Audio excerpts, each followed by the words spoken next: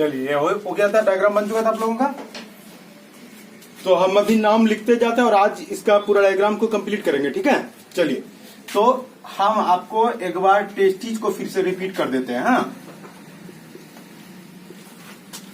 देखिए, इसी को हिंदी में क्या कहते हैं, ब्रीसन। बाकी आप और जो भी नाम से आप लोग जान रहे हैं ना, वो उनमें से कुछ नाम आप लोगों को गलत है, जो कि गलत याद रखे हुए हैं, जान रहे हैं। जैसे एक्चुअली मैं मतलब क्या बोलता है, इसको हाइड्रोसील बोलते हैं, है ना। हाइड्रोसील इसका नाम नहीं, हाइड्रोसील बीमारी का नाम है। बात समझ रहे क्या बोल रहे हैं।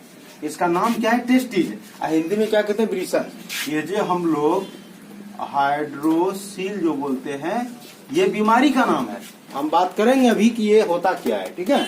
तो ये हम बता देंगे, ये इनका नाम नहीं है, ये बीमारी है। वो कैसा क्या होता है बीमारी, वो उस पर हम बात करेंगे।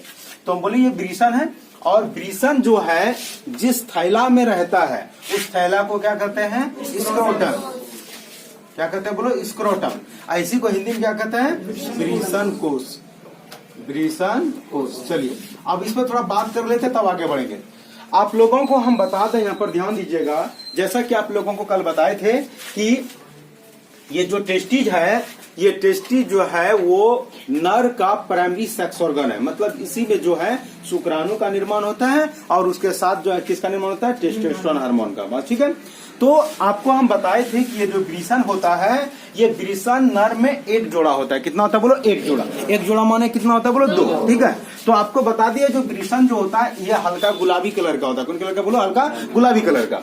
बोले कि ये जो ब्रीसन जो है, ब्रीसन का जो लंबाई होता है वो 5 सेंटीमीटर, और इनकी जो चौड़ाई होती है वो 2.5 सेंटीमीटर, और इनकी मोटाई मतलब इनकी जो ऊंचाई होती है वो 3 सेंटीमीटर होता है। आमतौर पर आपको बता देते हैं कि पुरुष में 10 से 15 ग्राम जो है इनका वेट होता है, और आपको बता दें लगभग पुरुष में इसका जो वेट होता है वो 12 ग्राम होता है। मेरा कहने का मतलब है कि ये जो टेस्टीज जो होता है, इसका जो वजन होता है वो 10 से 15 ग्राम के लमसम में मिल जाएगा आपको, ठीक है। लेकिन आमतौर पे जो आपको मिलेगा, आपको देखने के लिए लगभग ये हमेशा ये 10 बोले न्यूनतम वाले का, अधिकतम कितना बोले 15, है ना। लेकिन नॉर्मली जो आपको मिलेगा वो कितना मिलेगा बोलो, 12 ग्राम का। बात समझा।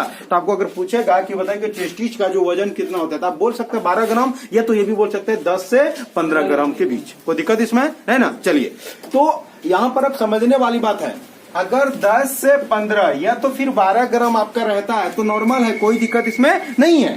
बात समझ में आ रहा है क्या बोल रहे हैं। लेकिन बहुत सारे व्यक्तियों में क्या होता है कि ये ब्रीसन जो है ये बड़ा होने लगता है। अब बड़ा वो बहुत हैवी हो जाता है। बस समझ गया बात को, मतलब वो 400 ग्राम 300 ग्राम, बस समझ रहे हो क्या बोल रहे हैं, मतलब इतना होता है। यहाँ पर कितना रहना चाहिए, 12 ग्राम।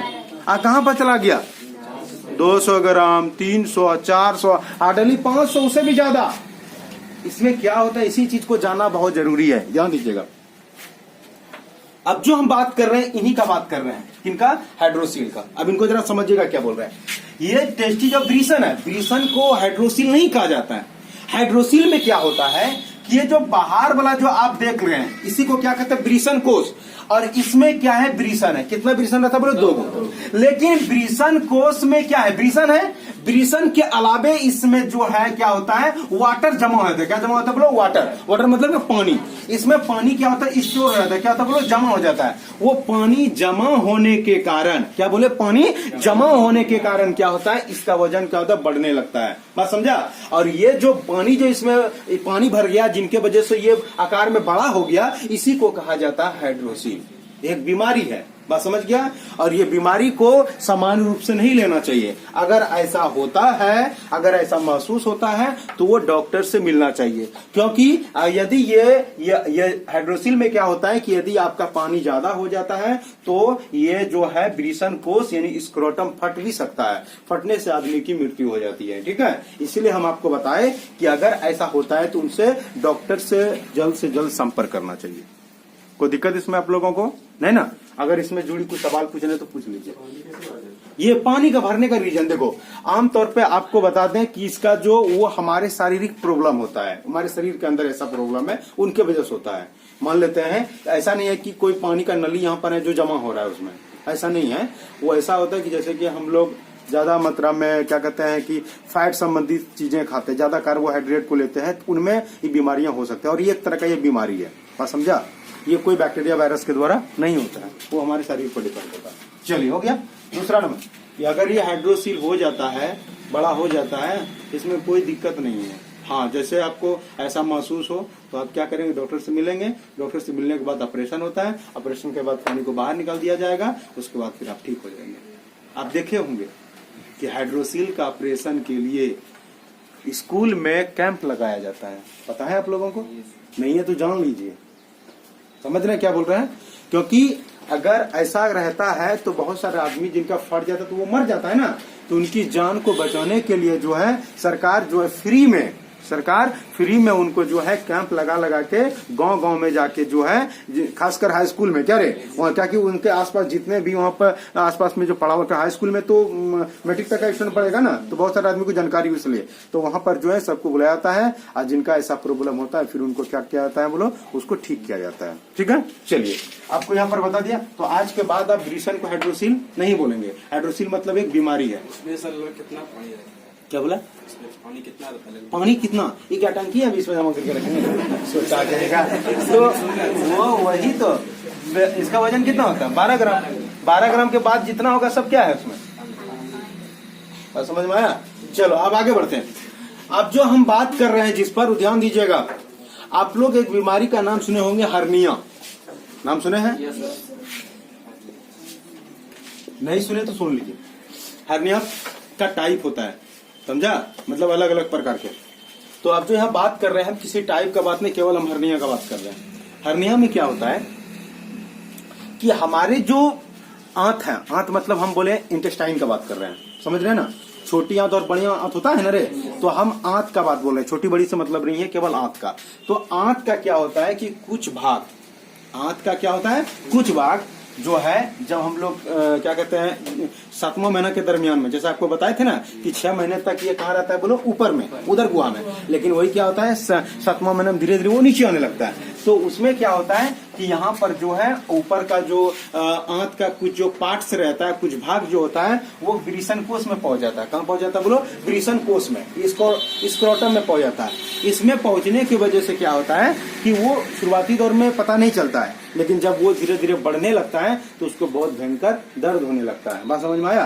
तो उन्हीं जो वो जो उसका जो पार्ट्स जो यहाँ पर पहुंच गया ग्रीसन कोष में, इसी को कहा जाता है हर्निया। बात समझा? और इसमें बहुत भयंकर दर्द होता है, तो इसकी भी ऑपरेशन होता है, हर्निया का ऑपरेशन। हर्निया में क्या होता है, जो पार्ट्स इसमें अंदर में प्रवेश किया है उसको काट कर क्या करता है, हटा दिया जाता है, फिर वो आदमी ठीक हो जाते हैं। बात समझा? ये भी होती है। चलिए अब हम आगे बढ़े। तो अब हम आपको बता दें कि ये जो ब्रीसन है, आपको पहले भी बोले और अभी भी बोल रहे हैं, ब्रीसन में केवल शुक्राणु का निर्माण होता है। किसका निर्माण होता है, बोलो? शुक्राणु का, और कुछ नहीं। शुक्राणु माने ये, आप इनको केवल देख सकते हैं, ये शुक्राणु केवल ये आप लोग जो देख रहे हैं वो शुक्राणु नहीं है। समझ में आ रहा है क्या बोल रहे हैं? लड़की बाटी सब नहीं देखी होगी, देखो। हाँ, क्या बोले कि ये जो है, ये है केवल शुक्राणु, स्पर्म है ये। बात समझ रहे हैं ना? और जो शरीर से बाहर निकल रहे हैं वो शुक्राणु केवल नहीं है, उसको लिक्विड है। अब वो उतना सारा जो लिक्विड था कि वो लिक्विड आता कहां, उसी पर हम बात करेंगे। बात समझा? तो चलो अब ध्यान दें। तो हम आपको बता दिए कि इसके अंदर में केवल किसका निर्माण होता है, बोलो? शुक्राणु का। याद रखना, इसमें कोई लिक्विड नहीं बन रहा है। हाँ, इसके शुक्राणु के अलावा इसमें जो है हार्मोन का निर्माण होता है, जिसका क्या नाम है, टेस्टोस्टेरोन, एंड्रोजन हार्मोन उसको कहते हैं। ठीक है, चलिए। तो हम यहाँ पर अब जो बात कर रहे हैं ब्रीसन का, तो ब्रीसन का हम आपको साइज भी बता दिए कि लंबाई कितना होता है, बोलो? 5 सेमी, और इनकी चौड़ाई 2.5 सेंटीमीटर, और इनकी मोटाई ऊंचाई कितना होता है, बोलो? 3 सेंटीमीटर। कोई दिक्कत इसमें? नॉर्मली ये चीजें आप समझ गए। चलिए अब आपको हम बताते कि इसका जो वेट रहता है वो कितना रहता है, बोलो? 10 से 15 ग्राम। ठीक है, सॉरी 10 से 15 ग्राम का रेंज है। और जो लगभग आदमियों का जो वजन है वो कितना रहेगा, 12 ग्राम। हो गया। चलिए अब जो हम आप लोगों से बात कर रहे हैं, थोड़ा ध्यान दीजिएगा।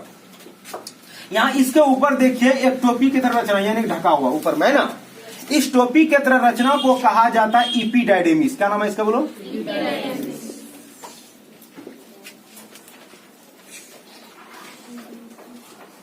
बोर्ड में दिख रहा करते, देखो क्या बोले हम कि ये जो इसका नाम क्या बोले, इपीडायडेमिस। ध्यान दीजिएगा, क्या नाम है इसका, बोलो? इपीडायडेमिस। शुक्राणु बना कहां, हम बोले क्या कि शुक्राणु बना कहाँ? शुक्राणु कहाँ बना? टेस्टिस में, ब्रीसन में बना।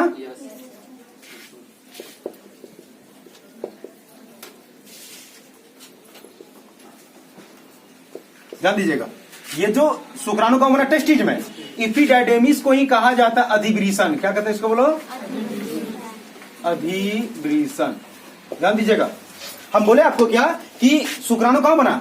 ब्रीसन में। लेकिन वो जो परिपक्व होगा मतलब मैच्योर्ड होगा वो कहां होगा? तो इपिडाइडेमिस में। ध्यान दीजिएगा, क्या बोले हम? बोले आपको क्या कि ब्रीसन का जो शुक्राणु का जो निर्माण होता है वो कहां होता है? बोलो तो बोले आपको टेस्टिज में, मतलब किसमें बात कर रहे हैं? बोलो ब्रीसन में। लेकिन वही शुक्राणु जो वो शुक्राणु जो परिपक्व होगा, मैच्योर्ड करेगा, तो वो मैच्योर्ड कहां करता है? बोलो इपिडाइडेमिस में। मतलब यहां पर पहुंच कर क्या होता है? यहाँ पर ये क्या होता है? यहाँ पर बोलो ये यहाँ पर क्या होता है? परिपक्व होता है, मतलब मैच्योर्ड होता है। ठीक है, परिपक्व होने के बाद ये शरीर से क्या होगा? बोलो बाहर निकल पाएगा। बात समझ में आ रहा है? क्या बोले मतलब परिपक्व जो होगा वो कहां होगा? बोलो तो इपिडाइडेमिस में। अगर आपको क्वेश्चन में आ जाए कि शुक्राणु मैच्योर्ड कहां पर होता है, क्या बोलेंगे? बोलो इपिडाइडेमिस, अधिब्रीसन में। हो गया। आपको हम बता दें कि एक ब्रीसन के अंदर में, ध्यान देना, ब्रीसन के अंदर में हर दिन लाखों से ऊपर की संख्या में शुक्राणु का निर्माण होता है। कितने की संख्या? बोलो लाखों की संख्या में किसका निर्माण होता है? बोलो शुक्राणु का। और आपको हम बता दें, और आपके शरीर से जो एक बार में जो सीमेन आते हैं, वीर्य निकलते हैं, उसमें भी लाखों करोड़ों की संख्या में शुक्राणु रहता है। लाखों करोड़ों की संख्या में आप अंदाजा लगा सकते हैं। बात समझ में आ रहा है? क्या बोल रहे हैं? तो ये जो इससे जो शुक्राणु जो बाहर निकला, इससे जो शुक्राणु क्या हुआ? बाहर निकला। तो वो जो शुक्राणु बाहर निकलते हैं तो वो शुक्राणु जो है, एक शुक्राणु का जो जीवन काल जो होता है वह उनकी 5 से 6 दिन का होता है। ठीक है, एक शुक्राणु जिंदा रह सकता है कितना दिन तक? 5 से 6 दिन तक। ये बात याद रखिएगा। ठीक है, तो बोले कि अगर उनको सही जगह मिला, टेम्परेचर उनके मेंटेन के रूप में मिला, तो वो 5 से 6 दिन तक वो जिंदा रह जाता है। कौन? शुक्राणु। तो हम आपको बोले क्या कि जब हमारे शरीर से, ध्यान दो, क्या बोले?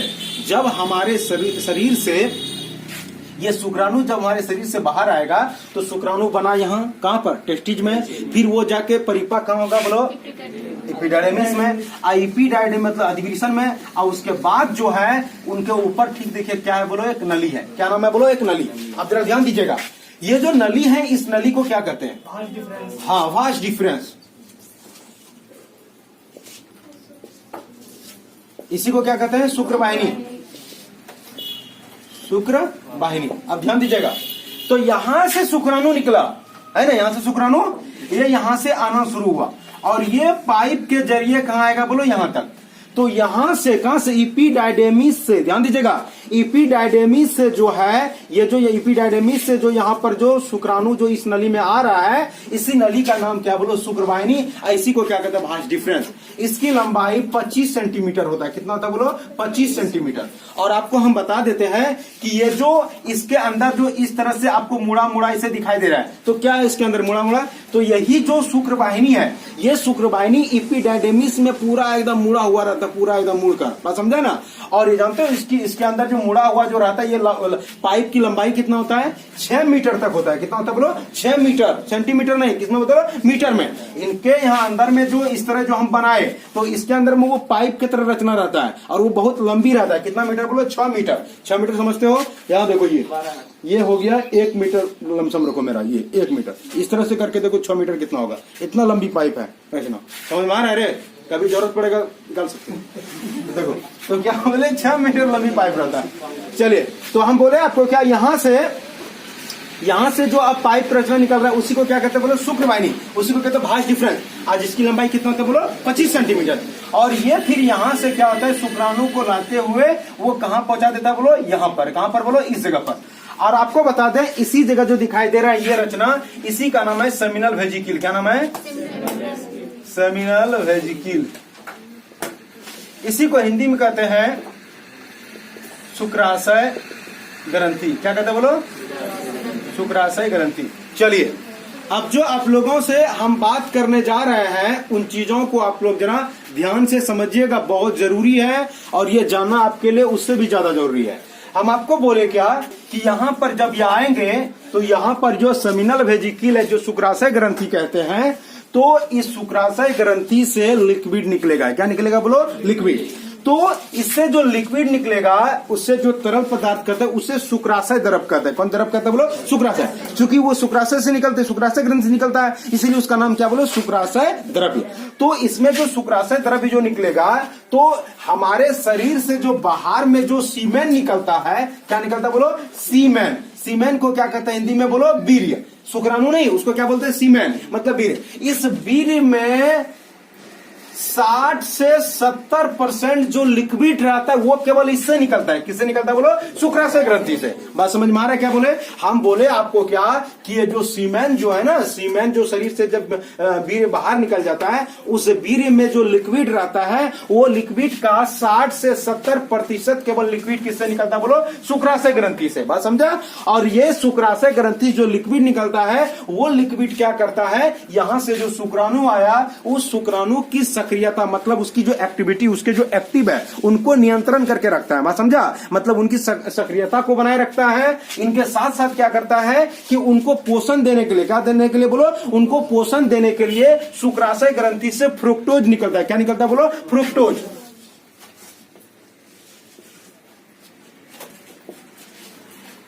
देखो क्या निकलता है बोलो? फ्रुक्टोज। अब जरा ध्यान देना, आपको इस बात को जानकर हैरानी होगा कि पुरुष के शरीर में फ्रुक्टोज का निर्माण केवल यही होता है, शुक्राशय में।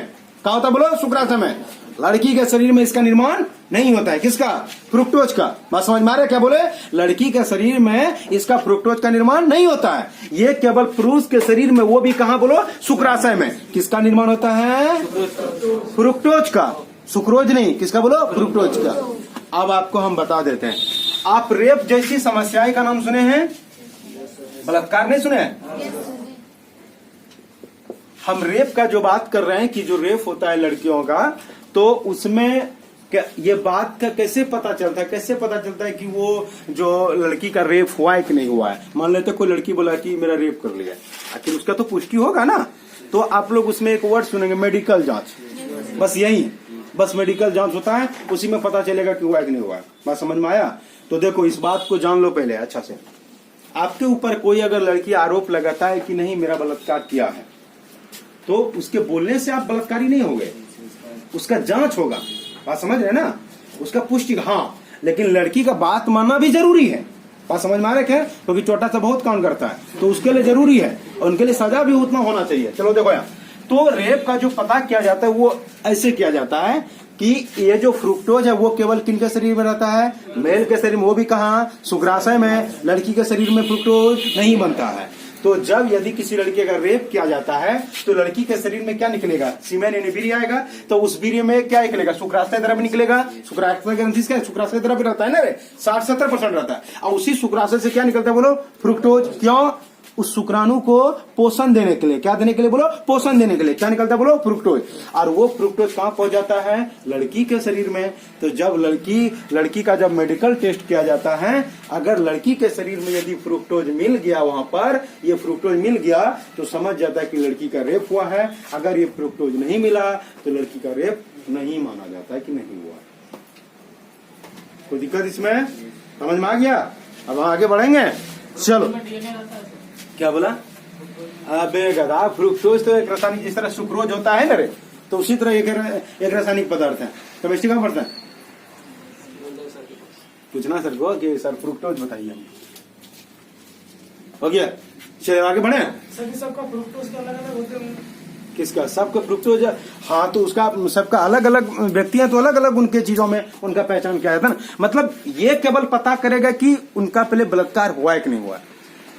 अब वो कितना उसमें लड़का उनके साथ बलात्कार किया, वो अलग मैटर है उनका पता करने का। वो पता करेंगे उसके शुक्राणु से कि उनके शरीर में कितने तरह के शुक्राणु पहुंचे हैं।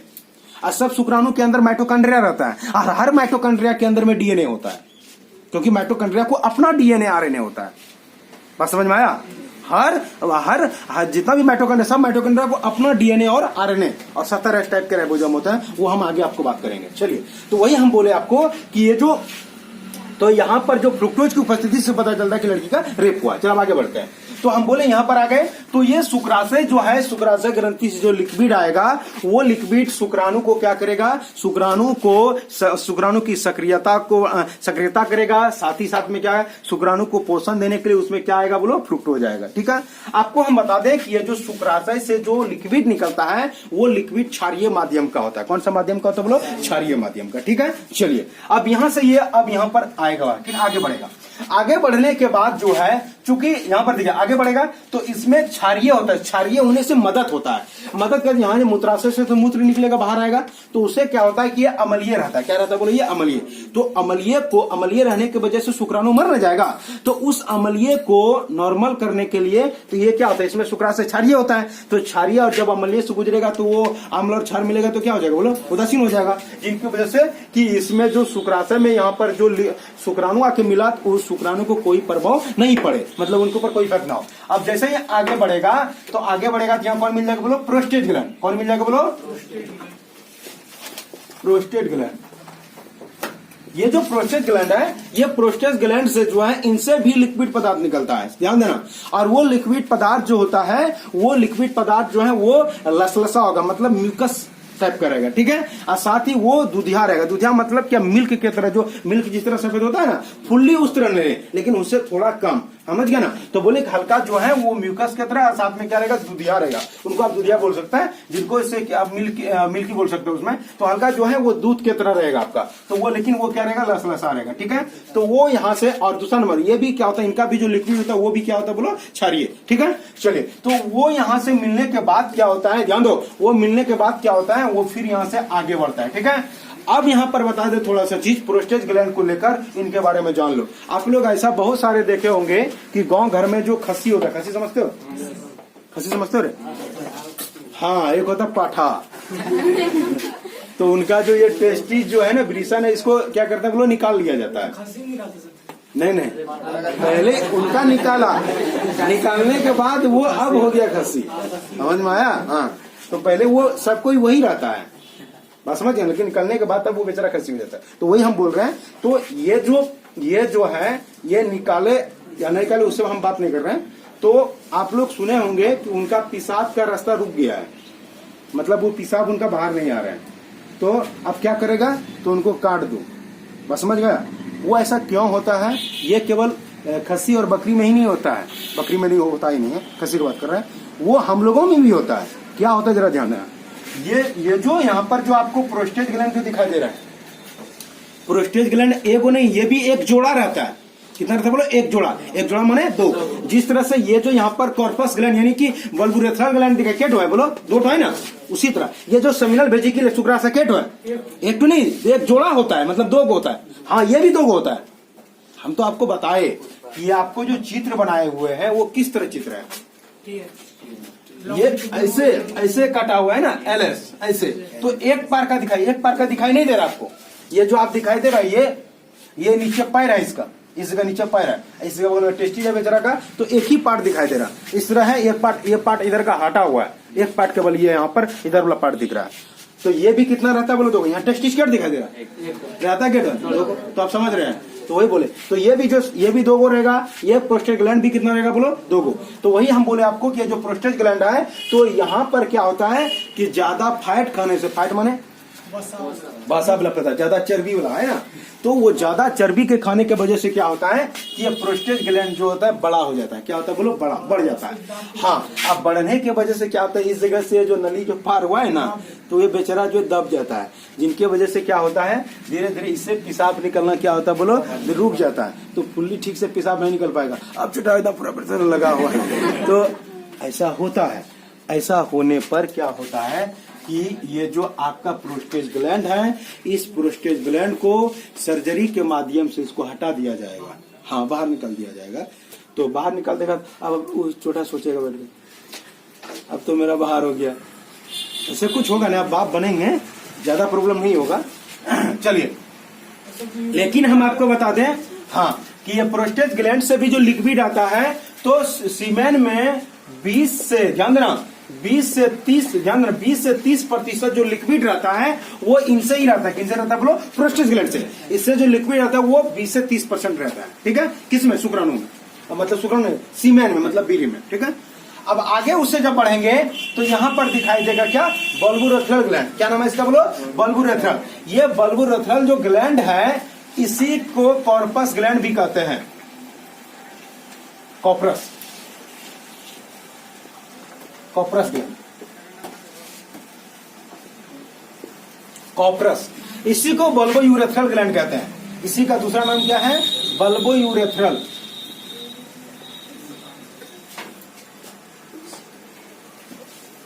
ध्यान दीजिएगा, बोले क्या, कॉर्पस ग्लैंड, जो कॉर्पस ग्लैंड को ही क्या कहते हैं, बल्बोयूरेथ्रल ग्लैंड। ठीक है, अब आपको हम बता दें कि ये जो बल्बोयूरेथ्रल जो ग्लैंड होता है ये भी क्षारीय होता है। क्षारीय के साथ साथ आपको हम बता दें कि ये जो है इनसे भी जो है थोड़ा लिक्विड निकलता है, और वह लिक्विड क्या करता है कि वो लिक्विड जो है यहाँ पर ये जो बाहर जो आ रहे हैं, ये बाहर जो नली है, और वो नली में जो अम्लीय माध्यम रहने की वजह से, क्योंकि यूरिन बाहर निकलता है, तो ये उनको क्या करता है बोलो, क्षारीय करता है, क्षारीय करने में मदद करता है, सॉरी क्षार रहता है तो उसको उदासीन करने में मदद करता है। और आपको बता दें कि ये जो कॉर्पस ग्लैंड है, कॉर्पस जो ग्लैंड है, कॉर्पस जो ग्लैंड है, इसको बल्बोरेथ्रल ग्लैंड बोले। इनसे जो है एक विशेष प्रकार के गंध भी निकलते हैं, एक विशेष प्रकार के महक भी आता है, जिससे जब आपके शरीर से जो शुक्राणु जब बाहर आते हैं, मतलब ये सीमेन जब बाहर आता है तो उसमें एक विशेष प्रकार के गंध आता है, एक विशेष प्रकार के सेंट आते हैं। कोई दिक्कत इसमें? ये जो हम आपको ये जो ग्रंथि के बारे में बताए, तो ये नर जनन अंग का सहायक अंग है। कैसा अंग है बोलो, सहायक। तो ये सब मदद करता है कि शुक्राणु को बाहर तक पहुंचने में। ठीक है, तो जब ये शुक्राणु जब यहाँ से बाहर आएगा, तो बाहर आने के लिए ये जो नली, जिस नली से आ रहा है यहाँ पर, इसी नली का नाम है यूरेथ्रा। इस नली का नाम क्या बोलो, यूरेथ्रा। उस नली का क्या नाम है बोलो, यूरेथ्रा। इस नली का क्या नाम है, यूरेथ्रा। इस नली का नाम है यूरेथ्रा, मतलब इसी को कहते हैं मूत्र मार्ग। ठीक है, और इसी से क्या होता है, बाहर निकलता है। क्या निकलता है बोलो, शुक्राणु यानी सीमेन भी निकलता है, और उसके साथ साथ में क्या कि वो सीमेन जो निकला, फिर जो यूरिन जब शरीर से बाहर निकलेगा, पेशाब जो शरीर से बाहर निकलेगा, इसी नली के द्वारा निकलता है। चलो, कोई दिक्कत यहाँ तक में है ना। अब हम आगे थोड़ा सा अब पेनिस का बात करते हैं। पेनिस का मिटकाने वाला सर और अंदर यूरिनल में मतलब यूरिनरी बना दे तो नली बंद हो जाती है। देखिए पीछे मिटाने वाला है क्या,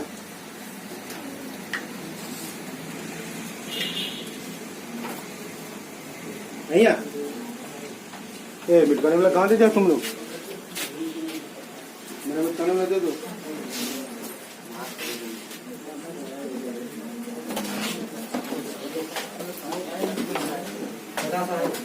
हाँ छोटा सा है बेचारा, वहाँ कौन ले गया रे, क्या पूछ रहा था?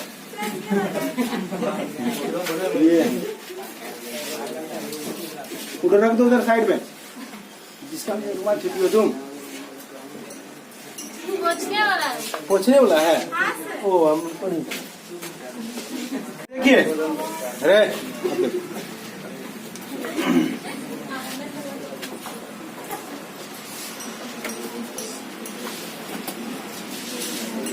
ध्यान दो, ये जो पेनिस दिख रहा है ये बेलनाकार रचना, बेलना समझते हो, बेलन का नाम सुने, सिलेंडर बेलन, तो ये बेलनाकार रचना होता है। ठीक है, तो ये बेलनाकार रचना का हम टीएस दिखाई दे रहा है, अनुप्रस्थ काट दिखा रहा है, ये जिस तरह है ना, इसका अनुप्रस्थ काट दिखाया ना। तो इसमें दो तरह, मतलब इसके अंदर जो उत्तक होता है वो स्पॉन्जी उत्तक होता है। कैसा होता है वो, स्पॉन्जी। स्पॉन्जी मतलब सिकुड़ भी जाता है, हिल भी जाता है, बस समझा। तो ऊपर में यहाँ पर 2 गो रहेगा और नीचे में 1 गो रहेगा, और इसी के बीच में ये नली रहेगा, ये यूरेथ्रा का, ये नली हो गया यूरेथ्रा। ये कोई आदमी नहीं है, एक चश्मा लगाया हुआ है। ठीक है, वो बेचारा को बता रहे हैं। देखो, तो ये 2 उत्तक हो गया, नीचे 1 उत्तक हो गया। ठीक है, तो ये जो उत्तक है इसका नाम है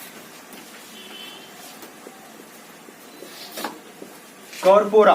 ध्यान देना, क्या बोले, हाँ, और ये है कॉर्पस।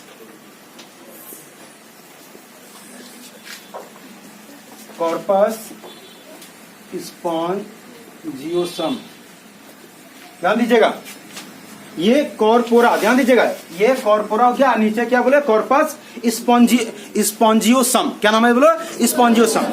तो ये जो तीनों जो उत्तक होता है, ध्यान देना, ये तीनों उत्तक क्या होता है, जब इसमें ब्लड सर्कुलेट होता है, क्या होता है बोलो ब्लड सर्कुलेट, तो जब ब्लड सर्कुलेट होगा तो इसमें इरेक्शन होगा, क्या होगा बोलो इरेक्शन। इरेक्शन का मतलब क्या होता है, ये सब टिश्यू जो है क्या होता है धीरे धीरे फैलना क्या होता है शुरू हो जाता है। अब फैलने से क्या होता है, वो जो फैल जाएगा पूरी तरह से, जब इरेक्ट हो जाएगा तो ये पूरा कठोर हो जाएगा और वो बेलनाकार रचना की तरह ये रचना बदल जाएगा। बात समझा, जब इरेक्ट होगा, बात समझ में आ रहा है। मतलब ये कि जब आप किसी फीमेल के पास पहुंचते हैं, जब क्या कहते हैं शारीरिक संबंध बनाने के दौरान में, तो क्या होता है कि जब आपके शरीर में हार्मोन जब दौड़ना शुरू हो जाता है, टेस्टोस्टेरोन अपना काम करना शुरू करते हैं, तो हमारे ब्लड सर्कुलेशन तेज हो जाता है। तो ब्लड सर्कुलेशन तेज होने की वजह से क्या होता है कि ये जो उत्तक जो होता है तो इसमें इरेक्शन होता है। इरेक्शन का मतलब होता है कि ये सब जो है धीरे धीरे क्या होगा फूलना शुरू हो जाएगा। अब फूलने की वजह से ये बेलनाकार ये रचना बन जाएगा, और ये बेलनाकार रचना बनने के बाद ही आप शारीरिक संबंध बना सकते हैं।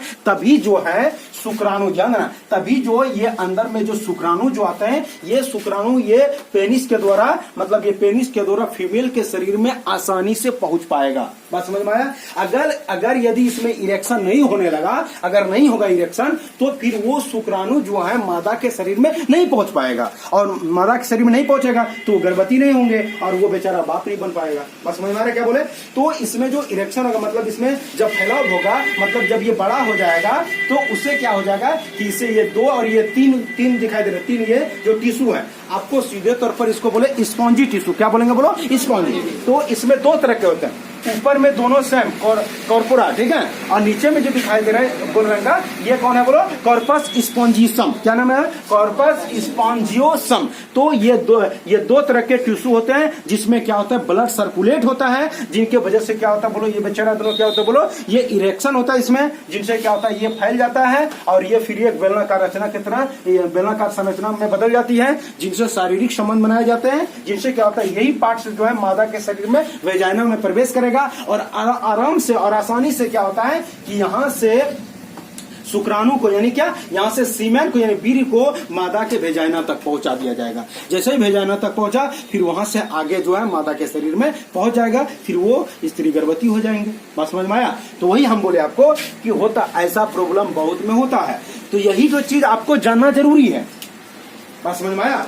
यही चीज जो आपको हम बता रहे हैं, यही चीज आपको हम बताना और ये जानना जरूरी है, ठीक है।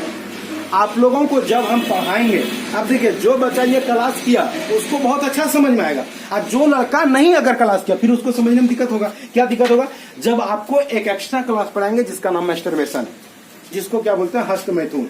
हस्तमैथुन मतलब क्या कि एक तो हस्तमैथुन हाथ के द्वारा जब लिंग में गति देकर, मतलब क्या कि ये जो पेनिस है इसमें गति देकर जब शरीर से हम लोग क्या शरीर से जब सीमेन को यानी वीर्य को बाहर निकालते हैं तो इसी क्रिया को क्या कहते हैं मैस्टरबेशन, और उसी को कहते हैं हस्तमैथुन हिंदी में, ठीक है। तो इसमें हस्तमैथुन के दौरान क्या होता है कि ये जो पेनिस है, पेनिस में इरेक्शन होता है, मतलब जो भी बताया, मतलब फिर ये बेलनाकार रचना बनेगा, अब फिर उसे शरीर से क्या होगा सीमेन यानी वीर्य बाहर निकलेगा, ठीक है।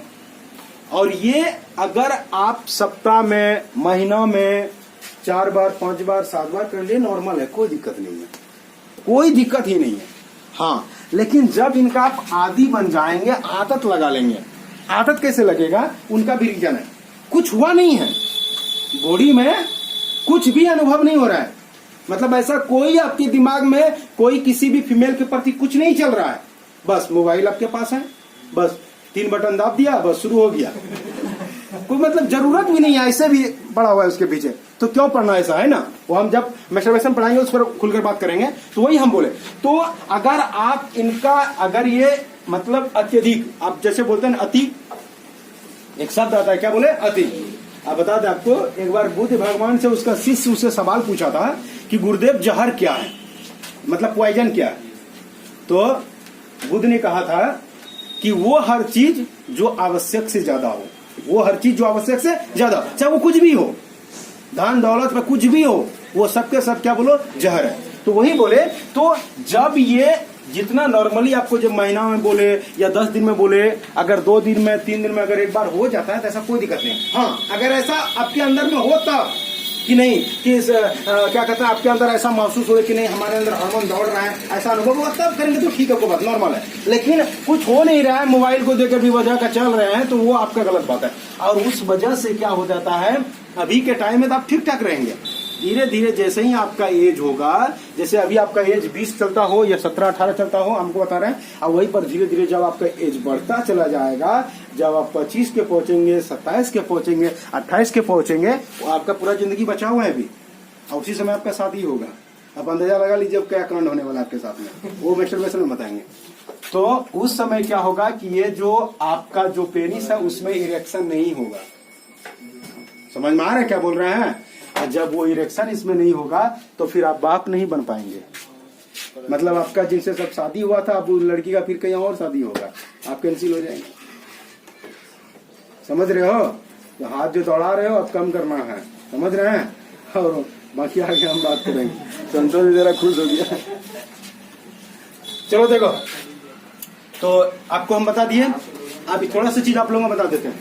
ये जो सीमेन होते हैं, ध्यान दो, क्या बोले हम? सीमेन। सीमेन को क्या कहते हैं? तो आपको पूछेगा कि वीर्य जो होता है वो किस माध्यम का होता है, तो क्षारीय माध्यम का। तो इसका जो पीएच मान होता है 7.2 से 3 करो, 7.3 से 7.5 होता है इसका पीएच मान। किसका? वीर्य का। तो वीर्य का पीएच मान कितना? 7.3 से 7.3 7.5। तो कितना क्षारीय हुआ? हल्का, ज्यादा भयंकर क्षारीय नहीं हुआ, हल्का क्षारीय हुआ। बात समझा? तो ये जो है इसका पीएच मान कितना होता है? 7.3 से कितना? 7.5। बोलो कोई दिक्कत? सवाल एग्जाम में आता है कि वीर्य जो होता है वो किस माध्यम का होता है? क्षारीय, अम्लीय, इनमें से कोई नहीं।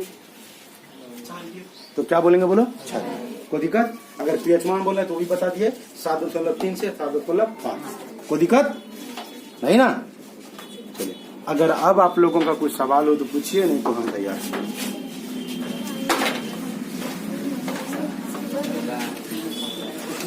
मजा आया पढ़ने में, और उनके बैच में इसी मेरा माथा खा गया कबाब कर पूछो तो ये आया है। और क्या कहते, मारने में बनेगा नहीं, अब बड़ा हो गया, अब क्या मारेंगे उसको? फिर वो 11 में आता है, छोटा सा को मारते हैं। अब तुम लोग कल बाप बनेगा, शादी होगा, अब कुछ यार ध्यान नहीं देगा, मत दो, बस हाइड्रोसिल बढ़ जाएगा, सोचते चलो कुछ नहीं पूछना। हाँ, ओ नाइट, ओ अच्छा, वो क्या रहा है सपने दोस्त के बारे में, बात समझा? सपने दोस्त देखो क्या होता है, उसको आप क्या कहते हैं, बीमारी तो नहीं समझे, बिल्कुल नहीं। नाइटफॉल में क्या होता है कि आप जब ज्यादा लड़की के बारे में, फीमेल, अपना फीमेल पार्टनर के बारे में सोचते रहते हैं, उनके बारे में विचार करते हैं, या तो फिर कोई ऐसा आप कहीं ऐसा कुछ देख लिए जहाँ पर फीमेल है नंगी हो, या तो फिर और भी चीज बहुत सारे ऐसे क्या कहते हैं पेपर में इमेज बहुत सारा आता है। अब वो आपके दिमाग में चल रहा है, दिन रात सोच रहा है, कभी जिंदगी में देखा नहीं है, उसके पीछे पड़ा है। अब रात में जब सोया है तो उसी का दिमाग में चल रहा है, बस कांड कर देता है। कांड में शरीर से क्या होता है कि सीमेन यानी वीर्य बाहर निकल जाता है, इसी को नाइटफॉल कहते हैं। नहीं, वो बीमारी नहीं है।